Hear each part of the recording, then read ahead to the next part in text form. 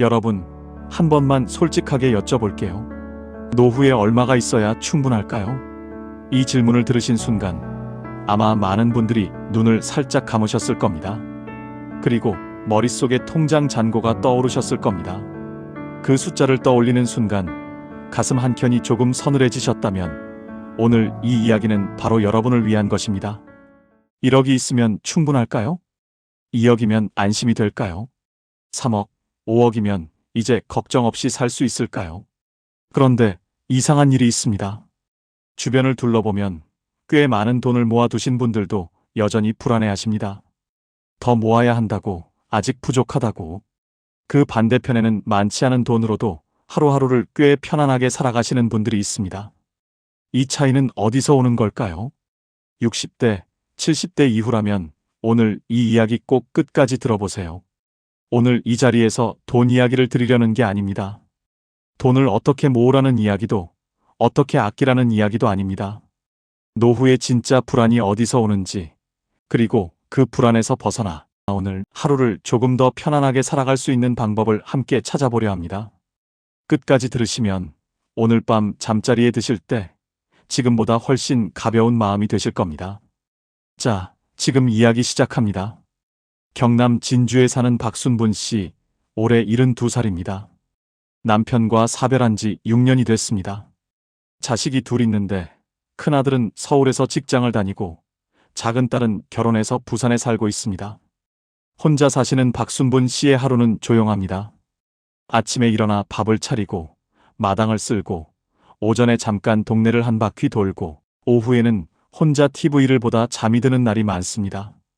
겉으로 보면 평온한 일상입니다. 그런데 박순분 씨에게는 아무도 모르는 시간이 있습니다. 새벽 3시에서 4시 사이 잠에서 깨어나 어둠 속에 혼자 누워있는 시간입니다. 그 시간에 어김없이 찾아오는 것이 있습니다. 통장 잔고입니다. 남편이 남기고 간 작은 전세 보증금과 매달 나오는 기초연금이 전부인데 이게 언제까지 버틸 수 있을까? 몸이 아프면 병원비는 어떻게 하나? 자식한테 손 벌리는 날이 오면 어쩌나? 그 생각들이 어둠 속에서 하나씩 피어오릅니다. 박순분 씨는 말합니다. 돈이 없어서 무서운 게 아니에요. 돈이 없어지는 날이 오면 내가 짐이 될 것 같아서 무서운 거예요. 자식들한테 부담이 될까봐 그게 제일 겁나요. 이 말이 얼마나 많은 분들의 속마음인지 모릅니다. 이 말 속에는 단순한 경제적 불안이 아니라 훨씬 더 깊은 것이 담겨 있습니다. 평생 누군가에게 기대지 않고 살아온 사람이 이제는 기대야 할지도 모른다는 두려움. 스스로 결정할 수 없는 상황이 올지도 모른다는 불안. 내 존엄이 통장 잔고와 함께 줄어드는 것 같은 느낌. 노후의 불안은 사실 돈 자체에 대한 것이 아닙니다. 돈이 없어졌을 때 일어날 일들에 대한 두려움이고 그 두려움의 뿌리는 존엄과 독립에 닿아 있습니다. 그러니 통장에 아무리 돈을 채워 넣어도 그 불안은 사라지지 않습니다. 숫자가 늘어나면 그만큼 잃을 것에 대한 두려움도 함께 커지기 때문입니다. 박순분 씨 이야기는 잠시 후에 다시 이어집니다. 어느 새벽 이분의 마음을 완전히 바꿔놓은 아주 작은 순간이 있었습니다. 왜 우리는 돈을 이렇게 두려워하게 됐을까요? 이것은 하루아침에 생긴 감정이 아닙니다. 살아온 세월이 만들어낸 깊은 뿌리가 있습니다. 지금 60대, 70대, 80대 어르신들이 젊었던 시절을 생각해 보십시오. 보릿고개를 겪은 분들도 계시고 전쟁 이후의 가난을 몸으로 기억하시는 분들도 계십니다. 그 시절 돈이 없다는 것은 단순한 불편함이 아니었습니다. 밥을 굶는 것이었고 아파도 병원에 못 가는 것이었고 자식을 학교에 못 보내는 것이었습니다. 그 경험이 몸속 깊이 새겨진 것입니다. 돈이 없으면 살아남을 수 없다는 생존의 기억. 그래서 평생 아끼고 모으고 자식 뒷바라지에 다 쏟아붓고도 혹시 모자라면 어쩌나 하는 마음이 떠나지 않는 것입니다. 그것은 여러분이 나약해서가 아닙니다. 그 시절을 살아낸 분들이라면 누구나 가지고 있는 살아남기 위해 몸에 새긴 기억입니다. 그리고 그 기억이 너무 강렬했기 때문에 상황이 달라진 지금도 몸은 여전히 그 시절의 신호를 받고 있는 것입니다. 뇌과학에서는 이것을 생존 본능의 과잉 반응이라고 부릅니다. 실제 위협이 사라진 뒤에도 뇌가 위험 신호를 계속 보내는 것입니다. 전쟁터에서 돌아온 군인이 총소리가 아닌 자동차 소리에도 몸이 굳어버리는 것처럼 우리 몸도 가난의 기억 앞에서 아직 그 시절처럼 반응하는 것입니다. 그러니 지금 느끼시는 그 불안, 그것은 여러분이 잘못된 것이 아닙니다. 그 시절을 버텨온 몸이 아직 여러분을 지키려 하고 있는 것입니다. 다만 이제는 그 몸에게 조용히 말해줄 때가 됐습니다. 이제 그 시절이 아니라고. 지금 여기는 괜찮다고. 쇼펜하우어는 이런 말을 남겼습니다. 부는 바닷물과 같아서 마실수록 갈증이 난다. 처음 이 말을 들으면 고개를 끄덕이면서도 막연하게 느껴질 수 있습니다. 그런데 솔직하게 돌이켜 보십시오. 30대에는 이만큼만 모으면 된다고 생각했습니다. 그 목표를 이뤘을 때 정말 안심이 됐습니까? 아마 그 순간 새로운 숫자가 떠올랐을 겁니다. 이제 이만큼은 있어야 한다고. 그 숫자는 평생 우리 앞에서 조금씩 달아났습니다. 우리가 쫓아갈수록 숫자는 멀어졌습니다. 이것은 욕심의 문제가 아닙니다. 돈이 많을수록 안전하다는 믿음 자체가 만들어내는 구조입니다. 그 믿음이 깨지지 않는 한 어떤 숫자도 충분하지 않습니다. 쇼펜하우어는 또 이런 말도 했습니다. 인간이 고통받는 이유는 가진 것이 적어서가 아니라 원하는 것이 끝이 없기 때문이다. 이 말이 비관적으로 들리실 수도 있습니다. 그런데 저는 이 말이 오히려 해방의 메시지라고 생각합니다. 더 가져야만 편안해진다는 믿음 자체를 내려놓을 때 비로소 지금 이 자리에서 편안해질 수 있다는 말이기 때문입니다. 철학자 에픽테토스는 말했습니다. 더 많은 것을 원하는 사람은 이미 가진 것으로부터도 가난하다. 노후의 불안은 통장 잔고의 문제가 아닙니다. 얼마를 가지고 있느냐의 문제가 아니라 지금 가진 것을 어떻게 바라보느냐의 문제입니다. 그 시선 하나가 달라지는 순간 세상이 달라집니다. 충북 청주에 사는 이정순 씨, 올해 76살입니다. 남편이 퇴직 후 작은 슈퍼마켓을 운영하다 몇 년 전 정리했습니다. 지금은 두 분이 소박하게 살고 계십니다. 연금이 조금 나오고 아들이 가끔 용돈을 보내줍니다. 이정순 씨의 하루는 단순합니다. 아침에 남편 밥 차리고 오전에 시장 한 바퀴 돌고 오후에는 텃밭에 나가거나 이웃 어르신과 마루에 앉아 이야기를 나눕니다. 그런데 이 평온한 일상에 균열이 생기는 날이 있습니다. 바로 친목 모임이 있는 날입니다. 며칠 전 모임에서 친구 한 명이 새로 산 아파트 이야기를 했습니다. 요즘 시세가 얼마라더라. 자식이 잘 돼서 이번에 해외여행 간다더라. 손자 선물을 백화점에서 샀다더라. 그 이야기들이 오가는 동안 이정순 씨는 웃으며 고개를 끄덕였습니다. 그런데 집에 돌아오는 길에 발걸음이 무거웠습니다. 우리 형편이 초라하게 느껴졌습니다. 남편한테 미안한 마음도 들었습니다. 그런데 이상한 것은 그 모임에 가기 전까지는 아무렇지도 않았다는 겁니다. 아침에 남편과 마주 앉아 밥을 먹으면서 꽤 편안했습니다. 시장에서 좋아하는 나무를 사오면서 소소하게 기뻤습니다. 텃밭에서 상추가 올라오는 것을 보면서 흐뭇했습니다. 비교가 시작되기 전까지는 충분했습니다. 이것이 바로 상대적 빈곤입니다. 절대적인 부족이 아니라 비교에서 생겨나는 결핍감입니다.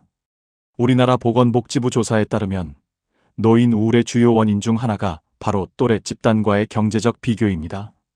실제 생활 수준과 관계없이 비교하는 순간 불행감이 치솟는 것입니다. 이정순 씨는 어느 날 남편이 해준 말이 가슴에 남았다고 합니다. 우리가 남의 집 살림이랑 비교를 시작하면 이 세상에 만족할 수 있는 사람은 아무도 없어. 생각해보면 그렇습니다. 비교는 언제나 나보다 더 가진 사람을 향합니다. 그 방향의 끝에는 늘 더 불행한 내가 있습니다. 그 방향을 조금만 바꿔보십시오. 지금 이 순간 옆에 있는 사람, 오늘 먹은 따뜻한 밥 한 그릇, 나를 보면 반겨주는 이웃의 눈빛, 그것이 얼마나 큰 것인지. 이정순 씨는 요즘 모임에 다녀온 날이면 일부러 텃밭에 나간다고 합니다. 흙을 만지고 상추 잎을 쓰다듬으면 아까 들었던 남의 집 이야기가 조금씩 멀어진다고요. 그 텃밭이 이정순 씨에게는 비교라는 감옥에서 나오는 문입니다. 돈이 없으면 불행하다는 생각, 그것이 정말 사실일까요? 여기서 잠깐 멈춰서 생각해 보실 필요가 있습니다. 노벨 경제학상을 받은 연구팀은 흥미로운 사실을 발견했습니다. 일정 수준 이상의 돈이 생기면 소득이 더 늘어도 일상에서 느끼는 행복감은 더 이상 올라가지 않는다는 것입니다. 돈이 행복을 만드는 것이 아니라 돈의 부재가 불행을 만들 뿐이라는 이야기입니다. 다시 말해 기본적인 생활이 유지되는 순간부터 행복은 더 이상 통장 안에 있지 않습니다. 그렇다면 그 이후의 행복은 어디에 있을까요? 돈이 많아서 행복한 사람들을 우리는 많이 압니다. 그런데 돈이 많아도 깊이 불행한 사람들도 우리는 알고 있습니다. 뉴스에 나오는 재산 분쟁, 가족 간의 다툼, 돈이 많을수록 더 복잡해지는 인간관계. 반대로 많지 않은 돈으로도 하루하루를 충만하게 사는 사람들도 있습니다. 그렇다면 행복과 돈 사이에 있는 것은 무엇일까요? 하버드 대학교 성인 발달 연구는 80년이 넘는 추적 조사 끝에 이런 결론을 내렸습니다. 삶의 만족도를 결정하는 가장 중요한 요소는 재산의 크기가 아니라 관계의 질이다. 나를 알아주는 한 사람, 나를 있는 그대로 봐주는 눈빛 하나가 수억 원보다 노년을 더 따뜻하게 만든다는 것입니다. 전남 순천에 사는 최복래 씨, 올해 78살입니다. 젊어서 꽤 어렵게 사셨습니다. 남편은 일찍 세상을 떠났고 혼자 두 아이를 키웠습니다. 식당 일, 청소 일 가리지 않고 했습니다. 손이 트고 발이 부르터도 자식들 학교는 보내야 했으니까요. 그 세월이 어땠냐고 물으면 최복래 씨는 이렇게 말합니다. 힘들었지요. 근데 그땐 그게 당연한 줄 알았어요. 다들 그렇게 사는 줄 알았으니까. 지금 최복래 씨 통장에 큰 돈은 없습니다. 자식들이 용돈을 보내주지만 넉넉하지 않습니다. 그런데 이분은 동네에서 가장 잘 웃는 어르신으로 통합니다. 경로당에 가면 제일 먼저 사람들에게 말을 걸고 누가 힘들어 보이면 옆에 가서 조용히 앉아 있어주는 분입니다. 어떻게 그렇게 밝게 사세요? 하고 물으면 최복래 씨는 이렇게 말합니다. 나는 아침에 눈을 뜨면 오늘 할 일이 있어요. 경로당 가면 내 얘기 들어줄 사람이 있고 텃밭에 가면 내가 심은 것들이 나를 기다리고 있어요. 그걸로 충분해요. 지금 가진 게 많지 않아도 오늘 하루 나를 기다리는 것이 있다는 것. 그것이 통장 잔고보다 훨씬 강력한 삶의 동력입니다. 최복래 씨는 또 이런 말도 합니다. 나 젊을 때는 돈 없으면 죽는 줄 알았어요. 근데 살아보니까 돈보다 무서운 게 있더라고요. 아무도 나를 필요로 하지 않는 날이요. 그 말이 가슴에 오래 남습니다. 지금부터 잠깐 눈을 감으시고 생각해 보십시오. 돈으로 살 수 없는 것들을 떠올려 보세요. 아침에 눈을 떴을 때 오늘 하루가 기다려지는 느낌. 이것은 돈으로 살 수 없습니다. 아무리 통장에 돈이 많아도 아침에 일어나고 싶은 이유가 없으면 그 하루는 비어 있습니다. 퇴직 후 억대 연봉을 받던 분이 갑자기 아무것도 하지 않아도 될 때 느끼는 공허감. 그것이 바로 기다려지는 이유가 사라졌을 때의 이야기입니다. 나를 있는 그대로 봐주는 한 사람. 잘 나가던 시절이 아니라 돈이 많을 때가 아니라 지금의 나를 그냥 좋아해주는 한 사람. 그 눈빛 하나가 주는 온기를 통장이 대신할 수는 없습니다. 어떤 어르신이 이런 말씀을 하셨습니다. 돈이 있을 때 찾아오는 사람은 많았는데 아픈 날 옆에 있어준 사람은 딱 한 명이었어요. 그 한 명이 내 전 재산보다 더 소중했습니다. 오늘 하루 건강하게 보내는 것. 아프고 나서야 비로소 이것이 얼마나 큰 것인지 알게 됩니다. 병원 침대에 누워 천장을 바라볼 때 생각나는 것은 통장 숫자가 아닙니다. 그냥 어제처럼 평범한 하루를 보내고 싶다는 마음입니다. 아침에 일어나 마당을 쓸고 좋아하는 사람과 밥을 먹고 저녁에 목욕을 하고 잠자리에 드는 그 평범한 하루. 그것이 사실 가장 귀한 것입니다. 쓸모 있다는 느낌. 누군가에게 필요한 존재라는 감각. 경로당에서 막내로 통하시는 어르신 한 분이 이런 말씀을 하셨습니다. 내가 거기 안 가면 다들 어디 갔냐고 찾아요. 그게 나한테 제일 큰 행복이에요. 돈이 주는 안도감과는 다른 종류의 충만함. 내가 여기 있어서 누군가의 하루가 달라진다는 그 느낌. 그것은 어떤 숫자로도 살 수 없습니다. 그리고 지금 이 순간의 평온. 과거를 후회하지도 미래를 불안해하지도 않고 그냥 지금 이 숨을 쉬고 있다는 고요함. 창문으로 들어오는 오후의 햇살을 그냥 바라볼 수 있는 여유. 맞은편에 앉은 사람의 얼굴을 천천히 바라볼 수 있는 시간. 이것은 돈이 많아진다고 저절로 생기지 않습니다. 이 5가지 중 어느 하나라도 여러분의 삶에 있다면 여러분은 이미 충분히 부유한 삶을 살고 계신 겁니다. 노자는 말했습니다. 만족할 줄 아는 사람이 진정으로 부유한 사람이다.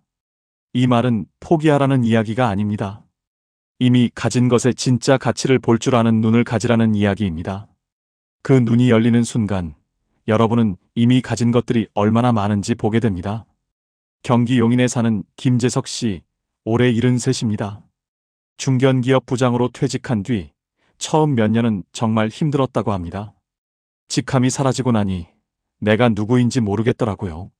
퇴직금이 꽤 됐는데도 자꾸 불안했습니다. 이게 줄어들면 어쩌나? 이 돈이 다 없어지면 나는 어떻게 되나? 아침마다 통장 앱을 열어 잔고를 확인했습니다. 숫자가 그대로여도 안심이 안 됐습니다. 밥을 먹다가도 문득 불안해졌고 잠자리에 들어서도 숫자가 머릿속에 맴돌았습니다. 아내가 어디 가자고 해도 돈 쓰는 게 아깝다는 생각에 망설여졌습니다. 김재석 씨는 당시를 이렇게 회상합니다. 돈이 없었던 것도 아닌데 이상하게 계속 부족한 것 같았어요. 숫자를 봐도 안심이 안 되고 그렇다고 쓰지도 못하고 그냥 그 숫자를 지키는 것 자체가 목적이 된 것 같았어요. 그러다 어느 날 초등학교 손녀가 놀러 왔습니다. 할아버지, 오늘 나랑 같이 공원 가요. 김재석 씨는 그날 처음으로 오랫동안 통장 생각을 하지 않았습니다. 손녀와 걸으면서 떨어지는 나뭇잎을 보고 분식집에서 떡볶이를 사 먹고 벤치에 앉아 아무 말 없이 같이 하늘을 봤습니다. 손녀가 할아버지 손을 잡고 이렇게 말했습니다. 할아버지랑 오면 재밌어. 집에 돌아오는 길에 김재석 씨는 이런 생각이 들었다고 합니다. 오늘 하루가 참 좋았다. 그런데 통장이랑은 아무 관계가 없었다. 그 깨달음이 김재석 씨를 조금씩 바꾸기 시작했습니다. 아침마다 통장 앱 대신 오늘 뭘 하고 싶은지를 먼저 생각하기 시작했습니다. 동네 노인 복지관에서 바둑을 다시 배우기 시작했고 오래전 끊었던 라디오 듣는 습관도 되살렸습니다. 손녀가 오는 날이면 어디를 데려갈지를 미리 생각해 두었습니다. 통장 잔고는 달라지지 않았습니다. 그런데 하루의 무게가 달라졌습니다. 불안하게 움켜쥐던 숫자에서 눈을 돌려 오늘 하루를 바라보기 시작하자 삶이 조금씩 가벼워졌습니다. 이제 여러분께 한 가지 새로운 개념을 드리고 싶습니다. 통장 잔고 대신 오늘의 잔고입니다. 지금 이 순간 여러분의 오늘의 잔고는 얼마입니까? 오늘 웃은 적 있으십니까? 소리내어 웃지 않아도 됩니다. 그냥 마음속에서 잠깐 미소가 지어진 순간이 있었다면 그것이 오늘의 잔고에 적립된 것입니다. TV에서 재미있는 장면을 보고 혼자 피식 웃었다면, 이웃 어르신이 건넨 말 한마디에 기분이 좋아졌다면 그것이 오늘의 잔고입니다. 오늘 기다려지는 일이 있으십니까? 저녁에 뭘 먹을지 생각만 해도 좋아진다면, 좋아하는 프로그램이 오늘 방영된다면, 오랜만에 전화하고 싶은 사람이 떠올랐다면 그것이 오늘의 잔고입니다. 오늘 감사한 것이 있으셨습니까? 아침에 일어났을 때 몸이 그럭저럭 괜찮았다면, 오늘 먹은 밥이 따뜻했다면, 창문으로 햇살이 들어왔다면 그것들이 다 오늘의 잔고입니다. 통장 잔고는 언젠가 줄어들 수 있습니다. 하지만 오늘의 잔고는 매일 새로 채울 수 있습니다. 그리고 이 오늘의 잔고가 차곡차곡 쌓이는 것이 바로 행복한 노후입니다. 노후는 통장이 아니라 하루가 만듭니다. 큰 숫자 하나가 노후를 보장하는 것이 아닙니다. 오늘 하루를 어떻게 채웠느냐가 쌓여서 노후가 되는 것입니다. 충분함이란 무엇일까요? 이 질문에 숫자로 답하려 하면 영원히 답이 나오지 않습니다. 쇼펜하우어의 말처럼 어떤 숫자도 충분하지 않기 때문입니다. 그런데 다른 방식으로 이 질문을 해보면 어떨까요? 오늘 하루 내가 먹고 싶은 것을 먹었는가? 오늘 나를 반겨주는 사람이 한 명이라도 있었는가? 오늘 하루 크게 아프지 않았는가?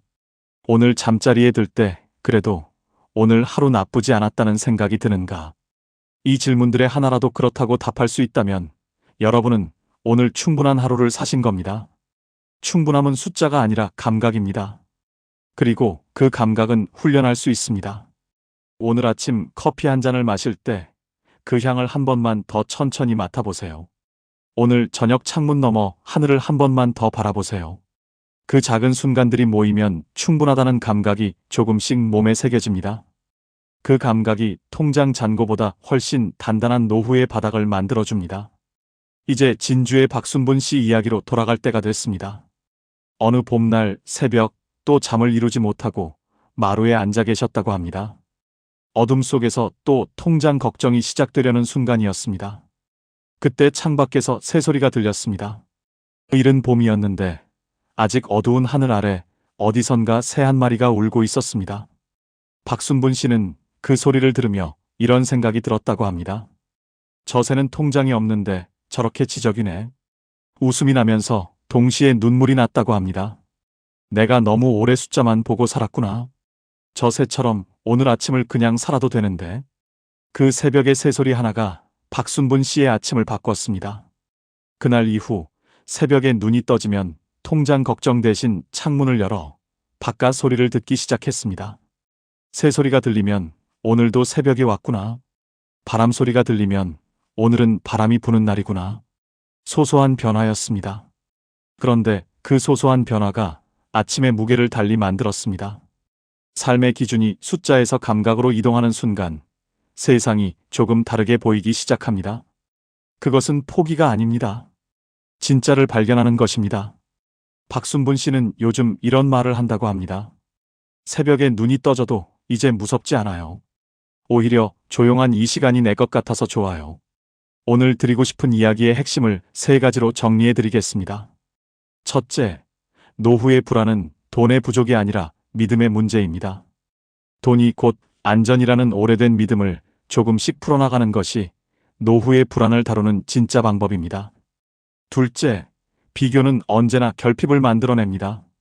남의 통장이 아니라 오늘 나의 하루를 기준으로 삼으세요. 셋째, 노후는 통장이 아니라 하루가 만듭니다. 오늘 웃은 것, 오늘 감사한 것, 오늘 기다려진 것이 쌓여서 행복한 노후가 됩니다. 마지막으로 이번 주 안에 실천할 작은 숙제를 드리겠습니다. 오늘 저녁 잠자리에 들기 전 오늘의 잔고를 적어보세요. 웃은 것 하나, 감사한 것 하나, 기다려진 것 하나. 딱 3가지만 적어보세요. 그 3가지가 떠오르지 않는 날은 없습니다. 반드시 있습니다. 그것을 찾아내는 눈을 기르는 것. 그것이 노후를 풍요롭게 만드는 가장 단순하고 가장 강력한 방법입니다. 오늘 가장 와닿은 이야기가 있으셨다면 댓글에 여러분이 사시는 지역과 함께 남겨주세요. 여러분, 여기까지 살아오시느라 정말 고생 많으셨습니다. 돈 걱정, 자식 걱정, 건강 걱정, 그 무거운 것들을 내려놓을 틈도 없이 평생을 버텨오셨습니다. 특히 아무도 모르는 새벽 혼자 눈을 뜨며 통장 잔고를 떠올리던 그 긴 밤들을 조용히 견뎌오신 분들입니다. 그 시간 하나하나가 결코 헛되지 않았습니다. 그 인생은 이미 충분히 존중받아야 할 아주 가치 있는 삶입니다. 이제는 숫자로 자신을 판단하지 않으셔도 됩니다. 통장에 얼마가 있는지가 아니라 오늘 하루를 어떻게 살아냈는지가 더 중요합니다. 오늘 웃으셨습니까? 오늘 누군가와 따뜻한 말을 나누셨습니까? 오늘 잠시라도 마음이 편안했던 순간이 있으셨습니까? 그것이 바로 여러분의 진짜 잔고입니다. 그리고 그 잔고가 쌓여 여러분의 노후를 만듭니다. 오늘만큼은 스스로에게 말해보십시오. 나는 잘 살아왔다. 나는 충분히 괜찮은 사람이다. 이제 남은 시간은 더 모으는 삶이 아니라 지금 가진 하루를 온전히 누리는 시간이어야 합니다. 조금 느려도 괜찮습니다. 통장이 조금 부족해도 괜찮습니다. 오늘의 햇살을 느끼고 오늘의 숨을 고르고 오늘의 작은 기쁨을 놓치지 않는 것, 그것이면 충분합니다. 여러분의 노후는 이미 시작되었고 그 시작은 지금 이 순간입니다. 당당하게 그리고 평온하게 살아가셔도 됩니다. 여러분의 내일은 분명 오늘보다 더 따뜻하고 더 가벼워질 것입니다. 지금까지 황금 노후였습니다.